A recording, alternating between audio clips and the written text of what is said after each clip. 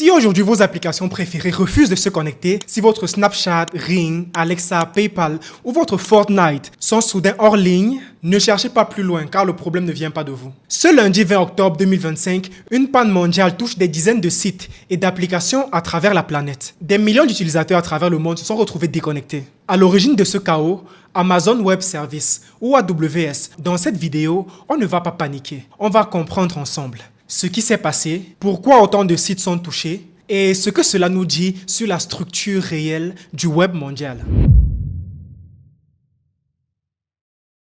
Tout a commencé ce matin, peu après 8h UTC, l'heure de Londres, aussi l'heure à laquelle beaucoup de gens commencent à travailler. Des milliers d'utilisateurs signalent des erreurs sur Snapchat, sur Canva, sur Robinhood et encore Fortnite. En parallèle, le site de surveillance Down Detector explose littéralement le record d'incidents. En cause, une panne majeure des services cloud d'Amazon, AWS. Les premières analyses pointent vers la région US East 1, en Virginie, aux États-Unis. Un nœud central de l'infrastructure mondiale du cloud.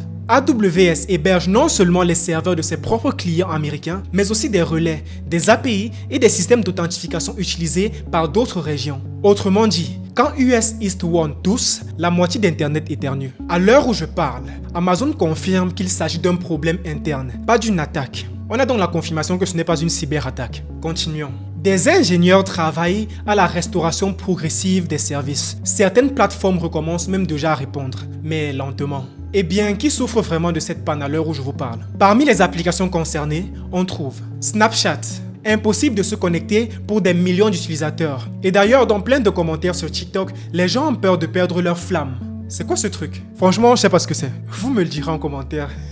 Ensuite, on a Fortnite, le célèbre jeu vidéo en ligne. Ici, les serveurs de matchmaking sont à l'arrêt. En gros, c'est ce qui détermine qui sera votre adversaire dans la partie. Toujours dans cette liste, on a Canva, l'outil de design graphique où les projets des utilisateurs ne chargent plus. Duolingo aussi est touché, tout comme Robinhood, la plateforme de trading, Perplexity pour l'intelligence artificielle, mais aussi Ring, une entreprise détenue par Amazon qui fait dans la sécurité pour maisons intelligentes. On compte aussi dans cette liste Alexa, qui a cessé de répondre. Pour ajouter à ça, on a certains sites bancaires et administratifs en Europe, tels que Bank of Scotland, HM Revenue and Customs. Le site officiel des impôts et des douanes au Royaume-Uni a eu des difficultés d'accès. Certains utilisateurs signalent aussi des pannes sur des plateformes de paiement et de crypto, comme PayPal ou Coinbase. On ajoute à ça certains sites d'actualité, car leurs outils d'hébergement ou d'analyse tournent sur AWS. On parle donc ici d'un effet domino géant. Une seule grosse panne d'un data center et ce sont des centaines d'entreprises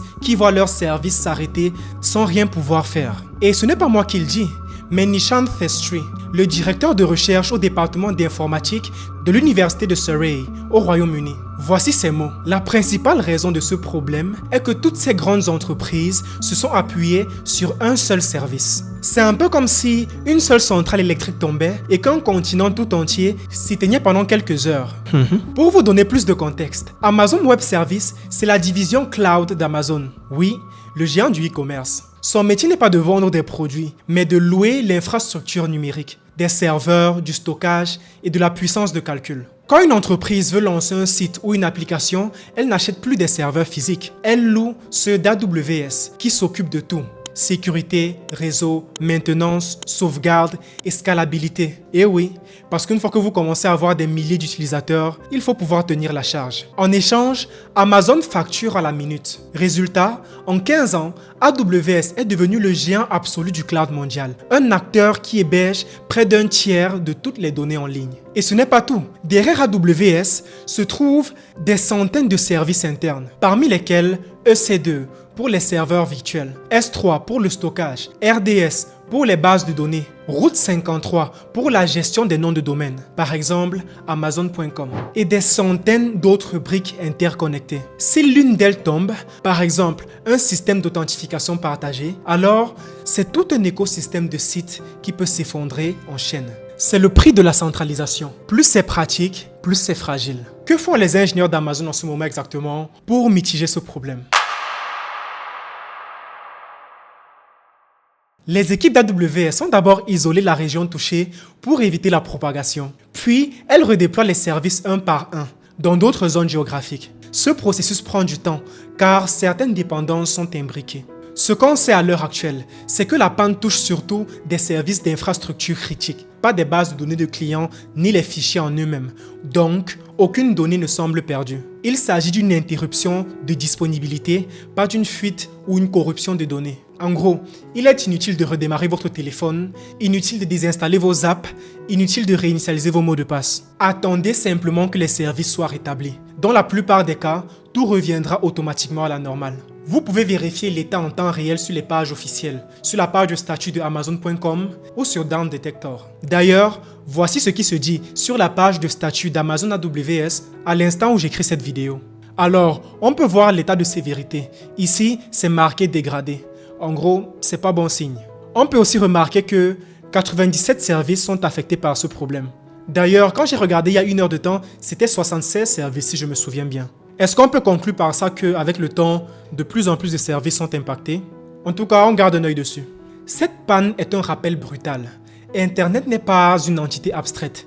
C'est un ensemble d'infrastructures physiques concentrées entre les mains de quelques géants. 3 entreprises, Amazon, Microsoft et Google, contrôlent à elles seules près de 70% du cloud mondial. Et aujourd'hui, on a vu ce que cela signifie concrètement. Un seul incident dans un seul data center et c'est une partie entière de notre quotidien qui s'arrête. Notre monde numérique repose sur des fondations que peu de gens voient, mais que tout le monde utilise. Alors pour l'instant, pas de panique. Le web se rétablit, les services reviennent peu à peu. Mais il y a des leçons à tirer de cette affaire. Dans les prochaines heures, Amazon AWS publiera un rapport détaillé. Je sortirai une 2e vidéo pour expliquer comment ils ont résolu le problème. Et surtout, une 3e vidéo où on parlera du fond du sujet. Pourquoi tant d'entreprises dépendent d'un seul fournisseur et ce que cela veut dire sur l'avenir d'Internet. Si vous voulez comprendre le monde numérique sans panique, abonnez-vous et on se retrouve très bientôt.